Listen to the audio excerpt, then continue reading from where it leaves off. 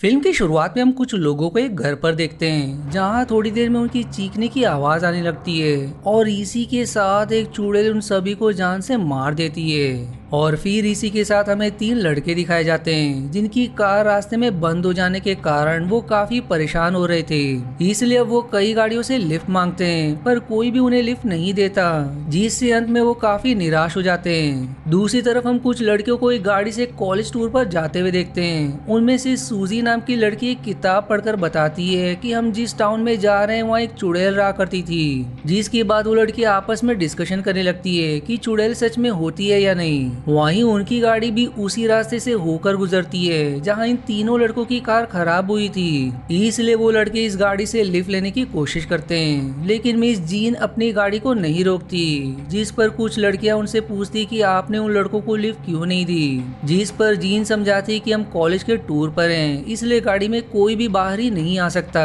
उधर वो लड़कियां पैदल ही आगे बढ़ने का फैसला करके चलना शुरू कर देते हैं, जहां कुछ दूर जाने पर उन्हें वही गाड़ी दिखाई देती है जिसमें कॉलेज की लड़कियां थी। दरअसल उनकी गाड़ी अचानक से बंद पड़ गई थी, जो देखकर वो लड़के खुश होते हुए आगे बढ़ने लगते हैं। वहीं अब मिस जीन उन लड़कों से गाड़ी को ठीक करने के लिए मदद मांगती है, जिस पर फिर वो लड़के ये शर्त रखते हैं कि वो मदद तभी करेंगे जब मिस जीन उन्हें लिफ्ट देने का वादा करे, जिस पर फिर अंत में मिस जीन तैयार हो जाती है। अब आगे हम उन सभी को एक गाँव में देखते हैं जहाँ सारी लड़कियां मिस जीन के साथ एक म्यूजियम में चली जाती है, जबकि ये तीनों लड़के ड्रिंक करने लगते हैं। फिर ग्रेग नाम का लड़का फोन पर मैकेनिक से बात करके बाकी दोनों को बताता है कि आज शाम 5 बजे तक एक टो ट्रक हमारी कार को मैकेनिक के पास ले जाएगा, लेकिन वो हमें लेने के लिए इस टाउन में नहीं आएगा, इसलिए हमें वापस अपनी कार के पास जाना होगा। यानी कि इन तीनों को मिस जीन से फिर से लिफ्ट लेकर अपनी कार तक जाना होगा। वहीं फ्रैंक पास ही के दुकान पर चला जाता है, जबकि ग्रेग और माइक दो लड़कियों ने एमा और जॉर्जिया से बात करने लगते हैं, जिसके बाद वो दोनों उन लड़कियों के साथ इस टाउन को एक्सप्लोर करना शुरू करते हैं, जहां एमा और ग्रेग एक अबैंडन्ड घर में जाकर कुछ बातें कर ही रहे होते हैं कि तभी एमा को ऐसा लगता है कि मानो किसी ने उसे धक्का दिया हो।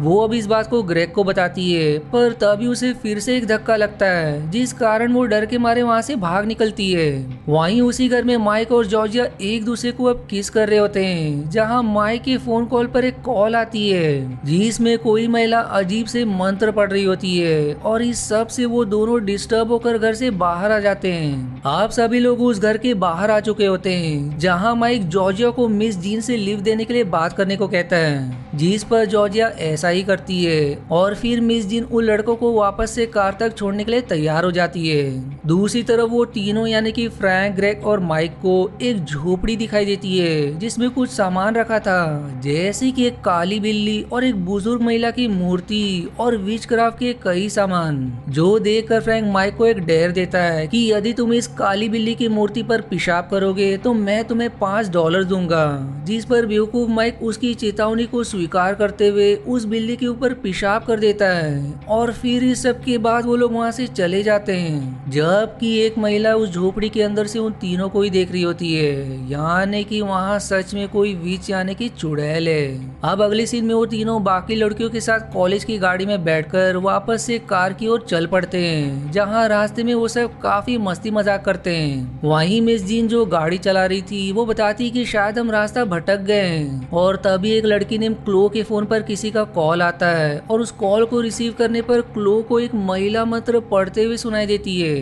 वो अब ये बात तुरंत लोगों को बताती है, जिस पर बाकी लड़कियां उसे स्पीकर ऑन करने को कहते हैं, और अब उसके स्पीकर ऑन करने के कारण मिस जीन का ध्यान उसके फोन पर चला जाता है, जिससे वो गाड़ी चलाने पर ध्यान नहीं देती, जिससे उनकी गाड़ी एक भीड़ से टकरा जाती है। इसलिए जब वो सभी गाड़ी से बाहर आकर देखते हैं तो उन्हें वो भीड़ मरी हुई मिलती है, जिस दुर्घटना के कारण उनकी गाड़ी बंद पड़ जाती है। इसलिए वो लोग एक साइन बोर्ड की मदद से पास ही के गांव जाने का फैसला करते हैं, जो गांव आधे मील की दूरी पर था, लेकिन माइकी नाम की एक लड़की ने हाई हील्स पहन रखा होता है, जिस कारण उसे कच्चे रास्ते पर चलने में दिक्कत होती है। इसलिए फिर वो गाड़ी के अंदर बैठकर उन सबके वापस आने का इंतजार करती है। वहीं बाकी लोगों को चलते हुए आधे घंटे से ज्यादा हो जाता है, लेकिन उन्हें कोई गांव नहीं मिलता। तब मिस दिन ग्रेग को साथ लेकर वापस से गाड़ी में जाने का फैसला करते हुए बाकी लोगों से ये कहते कि यदि उन्हें 15 मिनट में कोई गांव नहीं मिले तो उन सभी को वापस आना होगा,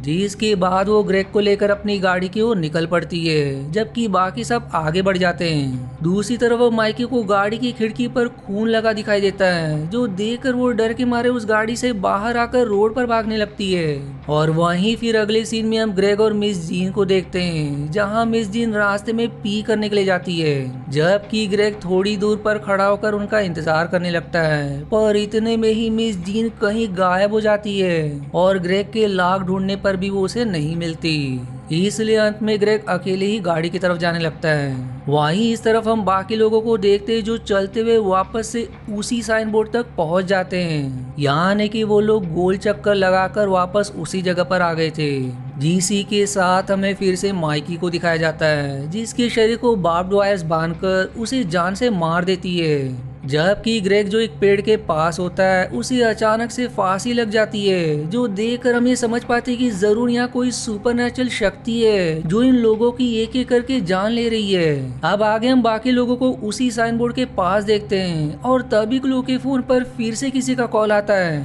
जो रिसीव करते ही एक तेज आवाज होती है, जिससे उन सभी का सिर जोरों से दर्द होने लगता है। जिसके बाद वो लोग फिर से चलना शुरू कर देते हैं और फिर चलते चलते रात हो जाती है। अब रात के समय आखिर में उन्हें कुछ दूर पर एक घर दिखाई देता है, जिसका दरवाजा खुला होने के कारण वो सभी उसके अंदर इस उम्मीद से चले जाते हैं कि शायद घर में रहने वाले लोग उनकी कुछ मदद कर सके। पर उन लोगों के उस घर के अंदर प्रवेश करते ही घर का दरवाजा खुद ब खुद ही बंद हो जाता है, जो देखकर सारी लड़कियां एकदम डर जाती है। फिर माइक उस घर को देखकर कहता है कि यहाँ की लाइट जल रही है, यानी कि यहाँ इलेक्ट्रिसिटी आ रही है और किसी न किसी ने तो उन लाइट्स को जलाया होगा,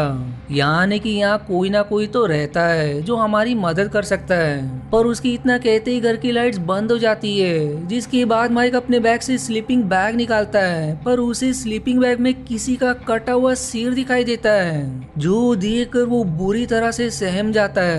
अब इस पर क्लो स्लीपिंग बैग को चेक करती है, पर उसमें कुछ नहीं होता, जिससे उसे ये लगता है कि माइक ने उन्हें डराने के लिए मजाक किया। अब इसके बाद रात बिताने के लिए वो सभी जमीन पर ही सो जाते हैं, जहां देर रात में जॉर्जिया हवा में तैरने लगती है। और अब उसे इस तरह हवा में तैरता हुआ देख माइक एकदम डर जाता है और इस सब में बाकी लोगों की भी नींद खुल जाती है और उनके देखते ही देखते जॉर्जिया का चेहरा एक आरी से कट जाता है, जिससे उसकी मौत हो जाती है। फिर कुछ देर बाद सूजी को एक बक्सा खुद ब खुद खुलते हुए दिखाई देता है, इसलिए वो बाकियों को ये खबर कर देती है। जिस पर फिर माइक उस बक्से को खोलकर चेक करता है, पर उसके अंदर कुछ नहीं होता। जिसके बाद वो जैसे ही उस बक्से को बंद करता है तो उस बक्से के पीछे से जॉर्जिया की लाश निकलकर दीवार पर चिपकली की तरह रेंगते हुए घर से बाहर निकल जाती है, जो देखकर सभी लोग सहम जाते हैं। फिर देर रात में फ्रैंक को एक खिड़की से रोशनी आती हुई दिखाई देती है, इसलिए वो उस खिड़की से बाहर देखने लगता है और बाहर मिस जीन की लाश होती है, लेकिन ये देखने के बाद भी उसे कोई फर्क नहीं पड़ता,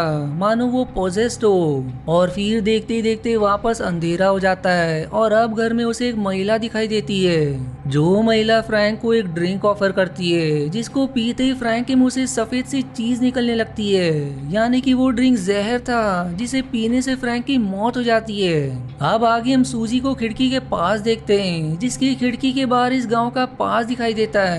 वो देखते हैं कि कुछ लोग एक महिला को चुड़ैल कहकर उसे फांसी पर लटकाने की बात कर रहे होते हैं, जिसके बाद उसे गांव वालों के सामने लाकर फांसी का फंदा पहनाया जाता है। और तब वो महिला, जिसका नाम पेट्रोनल होता है, वो पास ही खड़े जल्लाद से कहती कि मेरे मरने के बाद मेरी आत्मा सबसे पहले तुमसे बदला लेगी। वहीं मौजूद दूसरा शख्स पेट्रोनल की नाक और चेहरे पर चाकू से कट लगाता है, लेकिन पेट्रोनल को जरा भी दर्द नहीं होता, जिस पर फिर वो गाँव के लोगों से ये कहता है कि पेट्रोनल एक चुड़ैल है, इसलिए उसे दर्द का एहसास नहीं हुआ। और फिर ऐसा कहकर वो जल्लाद को इशारा करता है, जिसकी बाद पेट्रोनल को फांसी दे दी जाती है। पर पेट्रोनल के मरते ही उस जल्लाद के सिर में आग लग जाती है, जिससे वो बुरी तरह से तड़पकर वहीं मारा जाता है, जो देखकर गांव के लोग भाग निकलते हैं, जबकि हम एज एन ऑडियंस पेट्रोनल की आंखों को वापस से खुलता हुआ देखते हैं। यानी कि वो सच में चुड़ैल थी। वहीं ये सब देखने के बाद अचानक से सूजी के सामने पेट्रोनल आकर उसे फांसी लगाकर जान से मार देती है और अब घर में 3 लोग ही बचे थे।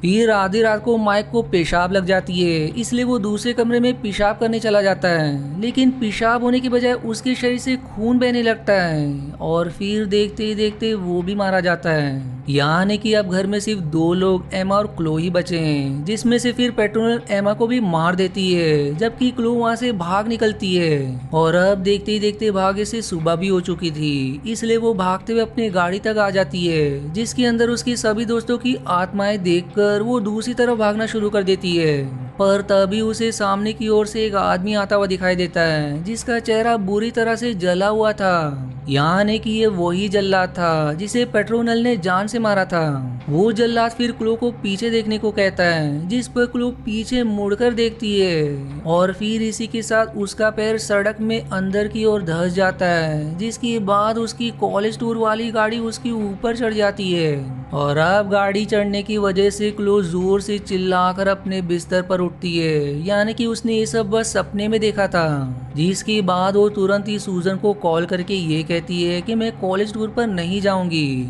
और ऐसा कहकर वो हल्का होने के लिए बाथरूम जाती है। पर फिर बाथरूम से निकलने पर उसे अपने सामने पेट्रोनल दिखाई देती है और फिर इसी सस्पेंस के साथ ही मूवी यहीं समाप्त हो जाती है। अब बात करें आखिरी सीन की, तो उस सीन को देखकर हम कंफ्यूज होते हैं कि आखिर क्लो ने जो देखा वो सपना था या सच। तो मेरे हिसाब से उसने कोई सपना नहीं देखा, बल्कि वो लोग सच में उस गांव में ही थे।